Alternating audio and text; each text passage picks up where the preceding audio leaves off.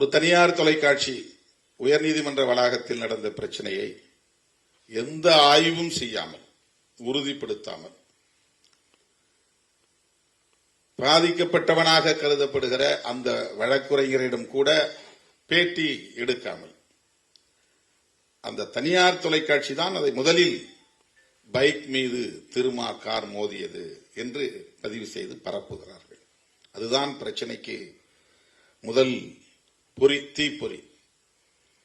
நடந்த சில நிமிடங்களில் அந்த வீடியோ அவர்களின் இணையதளத்தில் பதிவேற்றம் செய்யப்படுகிறது. 2:34 சம்பவம் நடந்ததாக தெரிகிறது. 2:39 அந்த தொலைக்காட்சியின் டிஜிட்டல் சைட் அதுல போய் அதை அப்டேட் பண்றாங்க, போஸ்ட் பண்றாங்க. அதுக்கு பிறகு எடிட் பண்ணி வெளியே போடுறாங்க, தலைப்பு போட்டு. முன்னால் இருந்து வீடியோ எடுத்தது யார் என்று இதுவரையில் யாரும் விசாரிக்கவில்லை. இது நடக்க போகுதுன்னு அவனுக்கு எப்படி தெரியும்? 20 செகண்ட் 20 நொடிகள் கூட என் வண்டி அங்கே நிற்கவில்லை. என் கார் கண்ணாடி திறக்கப்படவில்லை.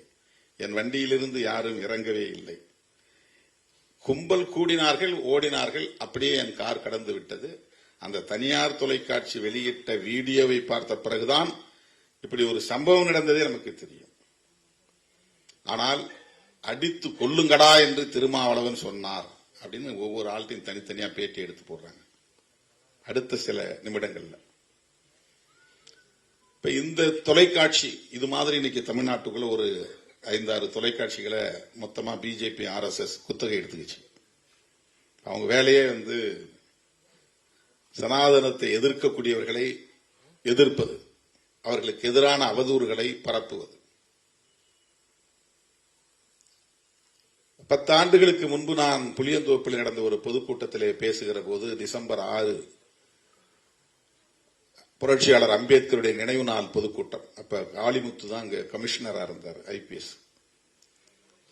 அப்ப நான் பேசும்போது என்ன சொன்னேன், 400 ஆண்டு கால பழமை வாய்ந்த பாபர் மசூதியை நீங்கள் இடிப்பதற்கு சொன்ன காரணம், அந்த இடத்தில்தான் ராமர் பிறந்தார், ராமர் கோவில் இருந்தது, அதை இடித்துவிட்டு பாபர் மசூதியை கட்டிவிட்டார்கள் என்று சொல்லுகிறீர்கள். 400 வருஷத்துக்கு முன்னால இருந்திருக்கலாம், சரி, நாம் இல்லை என்று வாதிடவில்லை, இருந்திருக்கலாம். அதற்காக இதை இடித்துவிட்டுத்தான் அங்கே கோயிலை கட்ட வேண்டுமா? அப்படி ஒவ்வொரு பெருமாள் கோவிலையும் சிவன் கோவிலையும் போய் ஆய்வு செய்து பார்த்தால், சிவன் கோவில் பெருமாள் கோவில் இருந்த இடங்களிலெல்லாம் முன்பு புத்த விகார்கள் இருந்தன என்று ஆய்வுகள் சொல்லுகின்றன. திருப்பதி கோவிலே புத்த விகார் தான் என்று ஒருவன் ஆய்வு செய்து PhD பட்டம் வாங்கியிருக்கிறான்.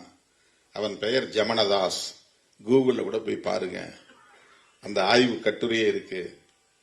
இப்ப அவன்லாம் கிளம்புனா என்ன ஆகிறது? இந்த இடத்துல புத்த விகார் தான் இருந்ததுன்னு சிவாலயங்களையும் பெருமாள் கோவில்களையும் இடிக்க தொடங்கினால் என்ன ஆகும் நாடு?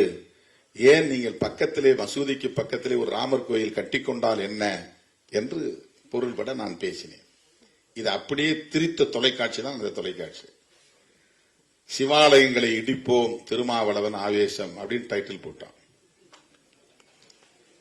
நான் சொன்ன இன்டர்பிரேஷனே வேற.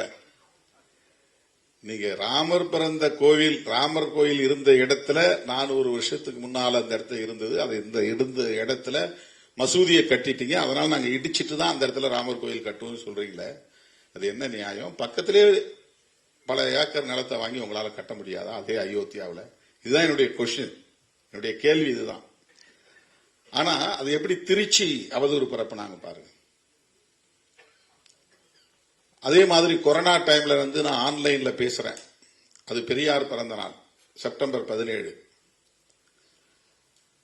எங்கேயோ ஐரோப்பிய நாட்டில இருந்து ஒரு தம்பி அதை ஒருங்கிணைக்கிறாரு. நான் பேசும்போது மனுஸ்மிருதியை பத்தி பேசுறேன். இப்ப ஐயாங்கெல்லாம் சொன்னாங்கல்ல, அம்பேத்கர் எரித்தார், பெரியார் எரித்தார், அந்த வரலாறுலாம் நம்ம படிச்சதுனால படிச்சதை பேச தூண்டுது. படிச்சதை பேசாம இருக்க முடியாது இல்லையா?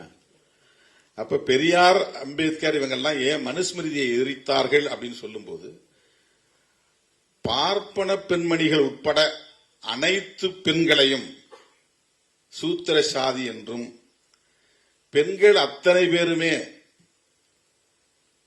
நம்பிக்கைக்கு உரியவர்கள் அல்ல. அதாவது வேற வருத்தத்தில் அது வருது. கணவனுக்கு மற்றவங்களுக்கு அவங்க நம்பிக்கைக்கு உரியவர்கள் அல்ல. எந்த நேரத்திலையும் அவங்க தப்பு செய்வாங்க அப்படிங்கிற பொருளிலும் அவங்க சொல்லியிருக்கிறாங்க. இதுதான் மனுஸ்மிருதி. இப்ப ஒட்டுமொத்த பெண் குலத்தையே இழிவுபடுத்துவதாக இது இருக்கிறது அப்படிங்கிற அது ஒரு இன்டர்பிரேஷன் நான் சொல்றேன். உடனே இந்து பெண்களை விபச்சாரிகள் என்றார் திருமாவளவன் அப்படின்னு ஒரு டைட்டில் போட்டு அவதூறு பரப்பினாங்க. இப்ப எல்லாரும் கத்துனாங்க. நான் சொன்னேன் மனுஸ்மிருதியில் இருக்கிறது தான் பேசினேன்ட்டு ஒரு ஆர்ப்பாட்டத்தை நடத்திட்டு லட்சக்கணக்கான மனுஸ்மிருதிகளை நகல் எடுத்து மக்கள்கிட்ட கொடுத்தோம். ஊரா போய் கொடுத்தோம். படிச்சு பாருங்க, படிச்சு பாருங்க, படிச்சு பாருங்க. அது ஒரு பெரிய மாத கணக்கில் நிறைய இடங்கள்ல நிகழ்ச்சி நடத்தணும். எல்லாம் வாய் மூடிக்கிட்டாங்க.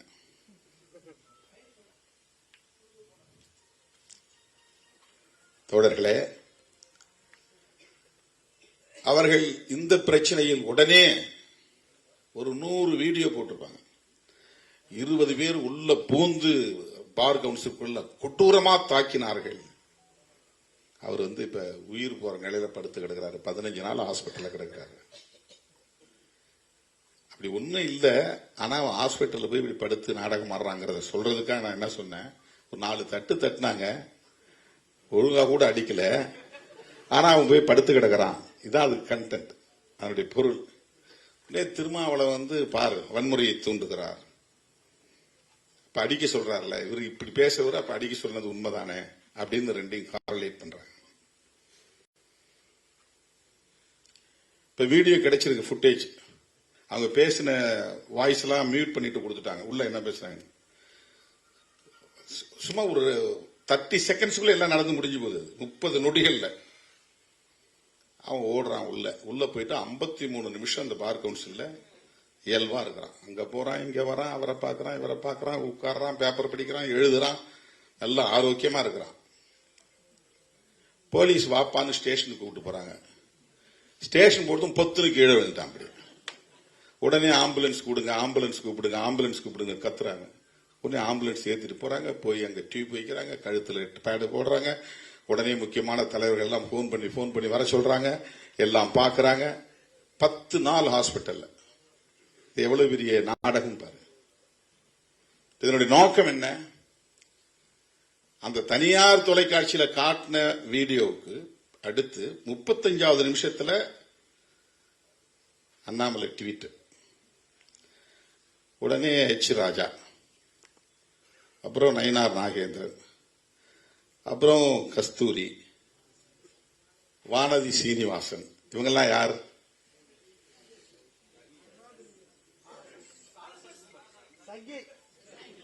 அவ்வளவு பேரும் சங்கிகள். அப்ப திருமாவளவனை எதிர்க்கக்கூடிய அத்தனை பேரும்